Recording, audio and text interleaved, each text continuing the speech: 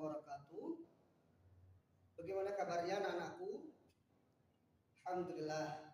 Baik, pada pertemuan kali ini kita akan melanjutkan materi pembelajaran kita dalam pembelajaran ilmu nahwu ya, atau ilmu nahwi.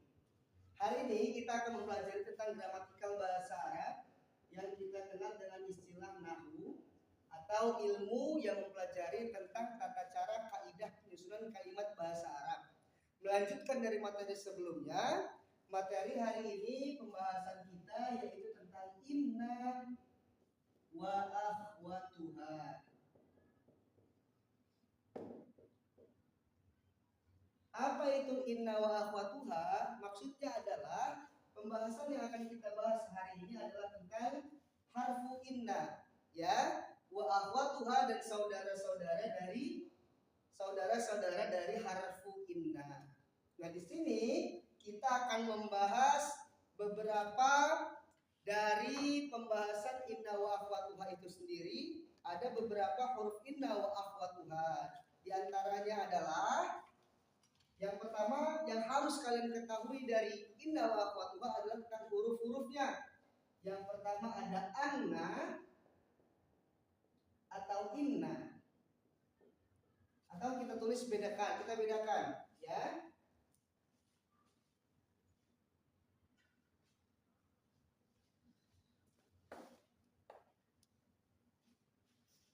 Kita bedakan, yang pertama ada inna,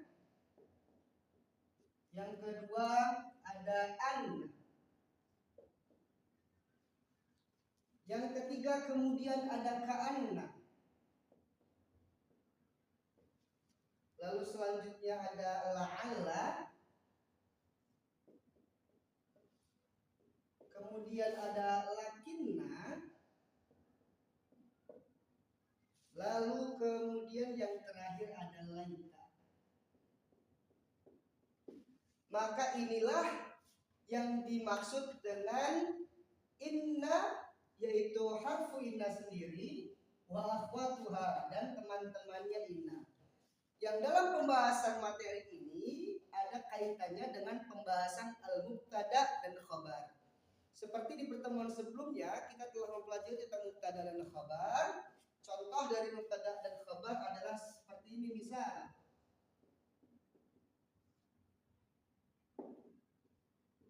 misalnya al-masjidu kabir.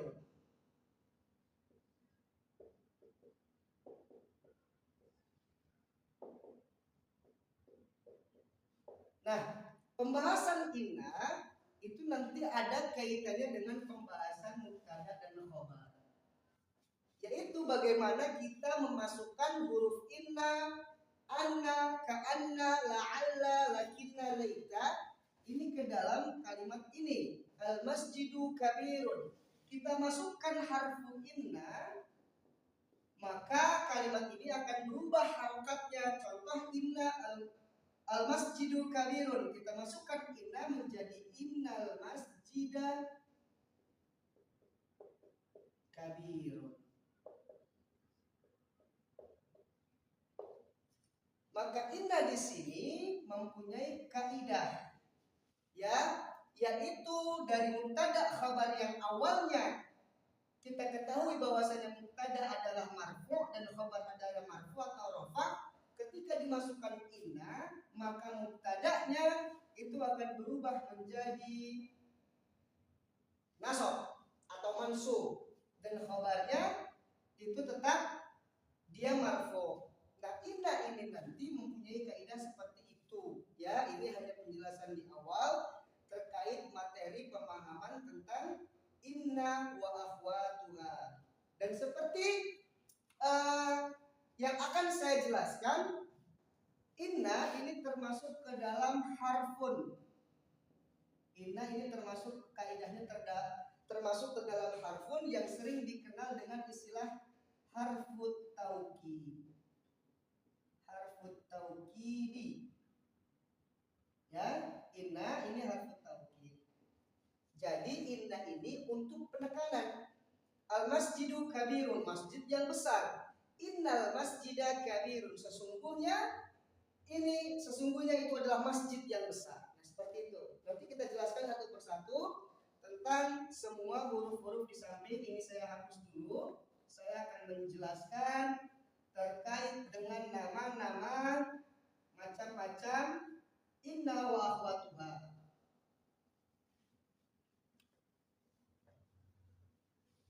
Baik, yang pertama inna atau anna, dua-duanya adalah dikenal dengan harfut taukid. Harfut taukidi. Kemudian ka'anna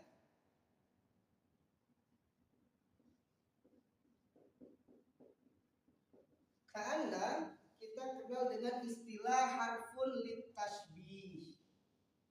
Lit tashbih.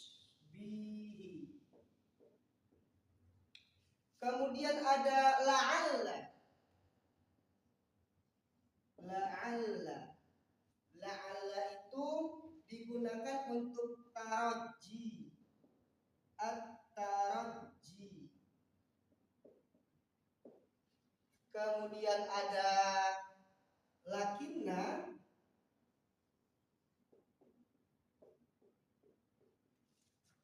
Kita kenal lakinna itu dengan al-istidrak, lil istidrak. Dan yang terakhir ada laita itu litamanni, at-tamanni. Nah, maksudnya apa? Nanti kita akan jelaskan satu persatu. Mudah-mudahan waktunya untuk menjelaskan itu cukup. Karena kita ketahui waktunya sudah mendekati hampir habis. Saya akan memberikan contoh dari macam-macam yang sudah saya tuliskan di depan. Misal, kita akan membuat suatu kalimat dari kata inna. Misal, tadi mubtada wal khabar al-jamalu saburun. Ketika kalimat ini yang terdiri dari mubtada dan khabar, kita masukkan harfu inna, maka dia akan menjadi seperti ini. Innal jamala saburu. Apa artinya? Innal jamala saburun adalah sungguh. Inna itu sesungguhnya. Al-jamalu saburun, itu unta yang bagus. Ketika dimasukkan inna, maka memiliki arti sungguh unta itu adalah unta yang bagus. Ini ketika dimasukkan inna. Dan lihat kaidahnya, dia akan merafa'kan mubtada. Jadi dia akan merafa'kan kalimat yang pertama, kemudian dia akan menasabkan kalimat yang pertama, kemudian kalimat yang kedua tetap rafa'. Contoh yang lain, misalkan kalau di sini contohnya anna al-imtihanu qaribun. Al-imtihanu qaribun.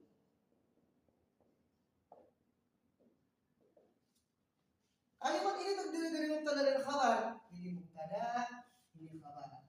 Nah, ketika kita masukkan kata harfu litashbih yang memiliki arti ka'anna, ya, kita masukkan ka'anna dalam kalimat tersebut, maka kalimat ini akan berbunyi seperti ini.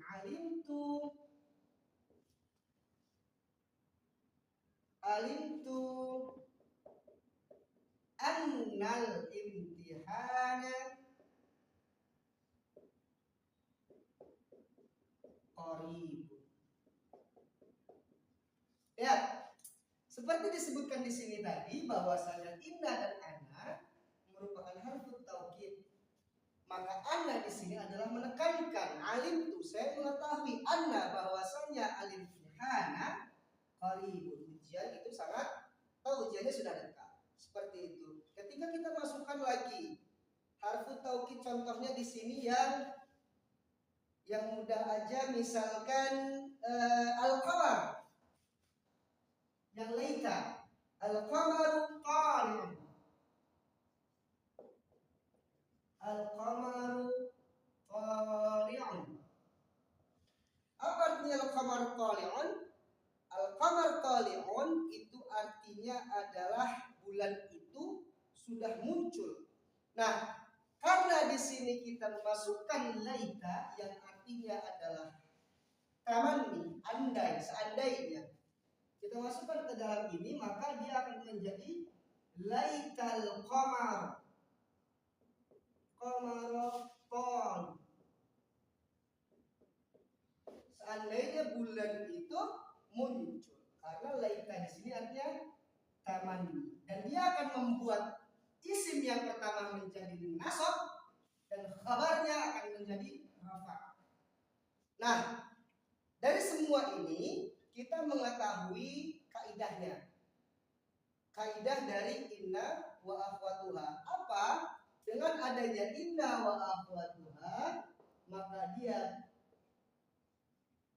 tansibul mubtada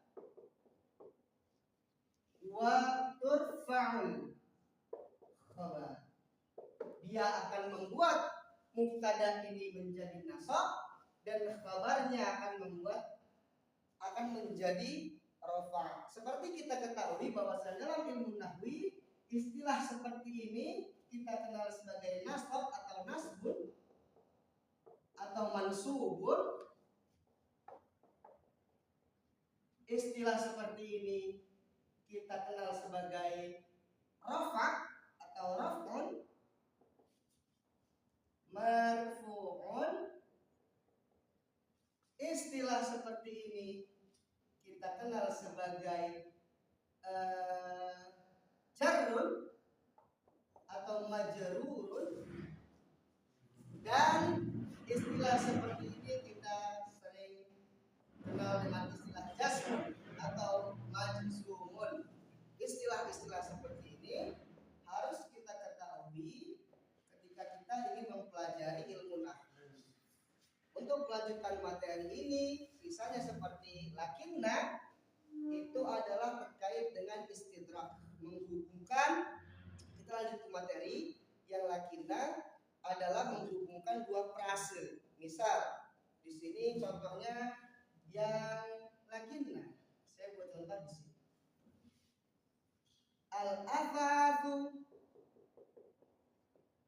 qadim, al-afatu qadimun. Nah, artinya perabotannya sudah, ini artinya alat-alat perabotan. Ini lama. Nah, kalau lakinna itu berarti menghubungkan antara yang pertama ini dengan yang sebelumnya, atau ada kalimat penjelas sebelumnya. Contoh seperti ini. Al-baitu jadidun. Ini terdiri dari mubtada dan khabar. Nah, kita masukkan lakinna. Inna wa akhwatuha, teman-temannya inna yang lakinna lil istidrak, ya. Al-baitu jadidun. Lakinnal afata qadim. Rumahnya baru, akan tetapi perabotannya lama. Jadi lakinna adalah untuk menjelaskan keadaan kalimat yang sebelumnya. Bisa dipahami? Mungkin itu saja materi yang bisa kita jelaskan. Mudah-mudahan dengan materi nahwu ini kita bisa memahami kaidah-kaidah dalam bahasa Arab. Ya, contoh realnya ketika kita